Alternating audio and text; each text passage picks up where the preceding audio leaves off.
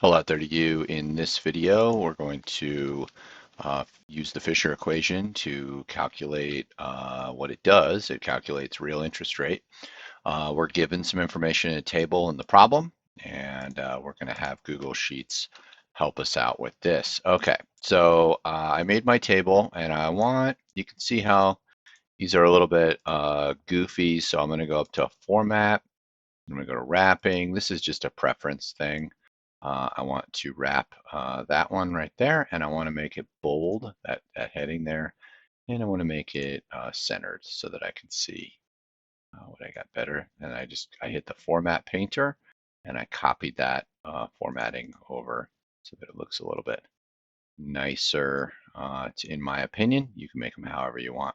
Okay, Fisher equation, something you want to memorize for your macro classes. It is to calculate the real interest rate or real growth rate or whatever the real variable is. You have the nominal variable minus the inflation rate. So how much is inflation eating away at that nominal rate? That gives you the real rate. In this table, we've got sort of different versions of this. So now I want the inflation rate. So if I move the inflation rate over here, inflation rate, just algebraically, then the real and nominal. So it would be nominal minus real. That gives you the inflation rate. Okay. And then do I have one where, okay, I don't know the nominal rate.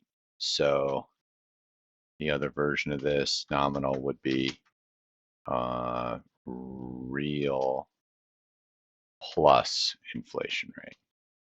I just rearranged our variables so that I can fill in my chart here.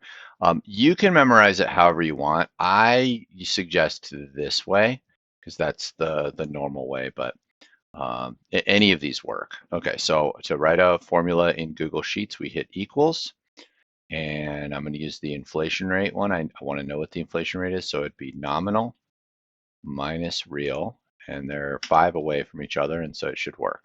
You can check this by saying plugging them back into that first one. So nominal minus the inflation rate should equal 2.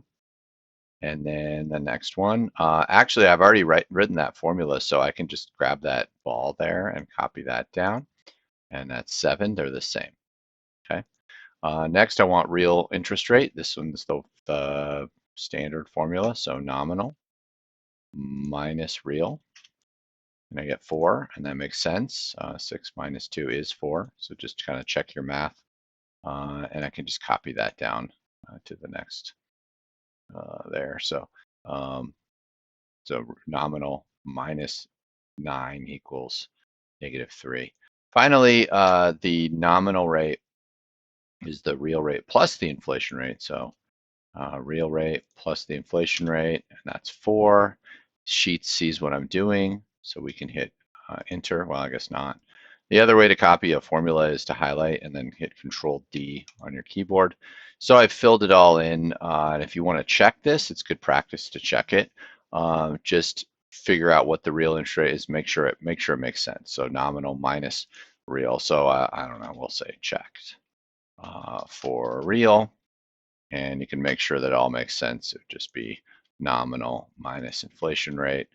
Copy that all the way down. Whoops, I didn't know why it didn't do that. And then just make sure that this real interest rate matches what you calculated before. And that's how to use Google Sheets to get out the Fisher equation.